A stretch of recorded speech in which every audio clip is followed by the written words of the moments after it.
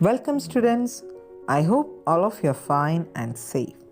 Today we will continue the third chapter, that is Renaissance and the First War of Independence. I think all of you remember what we discussed in the previous classes. We learned about the exploitation of English East India Company against different occupational groups, mainly farmers, weavers and tribals. Then about the uprisings of these groups who lost their livelihood as a result of the company rule, then about different revolts and tribal groups also. So today we will discuss about the rebellions in Kerala and the First War of Independence in 1857. Students, can you identify this person? Yes, this is Parshi Raja of Malabar. The kingdom of Kottayam, which is now located in the Malabar region of Kerala, which covers Talasheri and Wayanad, was once ruled by a princely dynasty. This kingdom, in a way, is responsible for the evolution of Kathakali as a dance form, and the Parshi Raja was also a great dancer of Kathakali himself. Parshi Raja was also known as Kerala Varma, also referred to as Pechi Raja or Kottayut Raja, was one of the earliest freedom fighters of India much before the 1857 mutiny. He was popularly known as Kerala Simham, the Lion of Kerala, for his bravery and skill in battle. Kerala Varma got the name the Parshi Raja as he was a native of Parshi. He spent time and effort in mobilizing the people of Malabar against the invaders, first the Muslim rulers and later the British. Parshi revolt was one of the major revolts of Kerala. The British lifted Parshi Raja's right to collect taxes from Kottayam in North Malabar. This was the immediate cause for Parshi Raja's revolt. He led a guerrilla war against the British in the forest of Wayanad. Talakal Chandu, Kaiteri Ambu, Idachena Kungan and Attan Gurukal were the prominent leaders who fought with Parshi Raja in the revolt. The revolt ended with the death of Parshi Raja. The anti-British revolts in Travancore were led by Veluthambi Dhalava.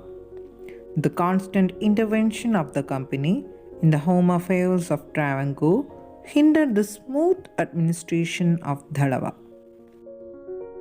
This was the main reason for him to turn against the British. Paliyathajan, the minister of Kochi, extended his assistance to Dhalava. Veluthambi Dhalava in January 1809 made a famous proclamation known as the Kundra Proclamation. It was an open call to the people to fight against the British and overthrow them. There was a massive response to his rallying call. However, he was defeated by the British. Next, we will discuss about the War of Independence in 1857. We have learnt about the isolated resistance that occurred in different parts of the country. The Army of East India Company suppressed them. By 1857, even people who were loyal to the company turned against them. The Indian soldiers in the British Army, that is Sepoys, and the kings who lost their hereditary rights as per the doctrine of Lambs were the main leaders of the revolt. The living conditions of Sepoys were miserable and they had to lead a hard life. The Sepoys were disappointed with the following conditions: meager wages, prolonged working hours, denying leave, slave like treatment by superior officials, and poor quality food. In this context, the company supplied a new type of Enfield rifle to the Sepoys. There was a rumor that the cartridges to be used in this gun were greased with the fat of cows and pigs. This was against the religious beliefs of both the Hindus and the Muslims. Another rumor was that the bread supplied to the Sepoys were made from wheat flour mixed with bone powder. This provoked them to rebel. Mangal Pandey was the first Indian soldier to protest. An organized revolt against the military officials started in Meerut. Then the soldiers reached Delhi and proclaimed the last Mughal ruler, Bahadur Shah II, as the Emperor of India. The revolt spread to different parts of North India. The rulers of princely states who had lost their power also joined the rebellion. The revolt further spread to Kanpur, Lucknow, Allahabad, Jhansi, Arrah, and Faizabad. The revolt was led by Nana Sahib and Tandia Tope in Kanpur, Rani Lakshmi Bai in Jhansi, Begum Hasrat Mahal in Lucknow, Maulavi Ahmadullah in Faizabad, and Kumar Singh in Arrah. The company suppressed the revolt and Bahadur Shah II was expelled to Rangoon. Let's discuss the reasons for the failure of the First War of Independence.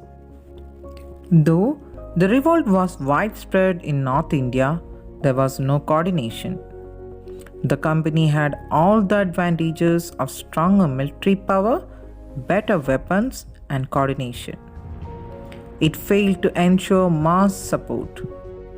The English educated Indians were against the revolt. The rulers of affluent princely states supported the company.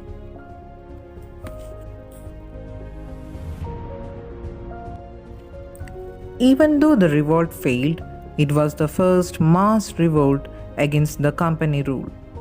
So the revolt is considered as the first war of Indian independence.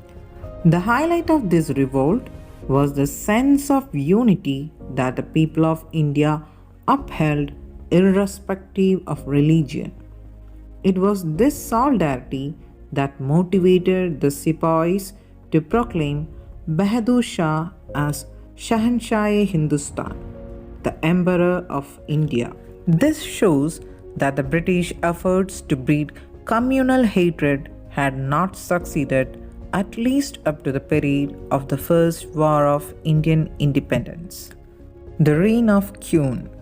The First War of Indian Independence in 1857 brought many administrative changes in India. The rule of the English East India Company came to an end with the Queen's proclamation in 1858. India came under the direct rule of the British Queen. So students, I hope you all understood what we discussed in today's section. We'll meet you in the next class with the next chapter. Thank you.